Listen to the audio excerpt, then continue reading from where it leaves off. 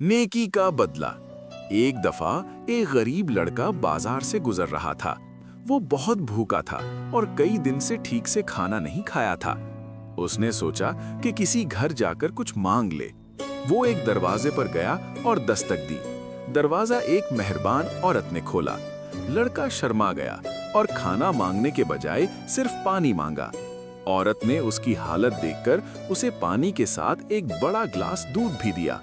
लड़के ने शुक्रगुजार होकर पूछा, मैं इसका बदला कैसे दूं? औरत मुस्कुरा कर बोली, बेटा, नेकी का बदला सिर्फ नेकी ही होता है। सालों बाद वही लड़का बड़ा होकर एक मशहूर डॉक्टर बन गया।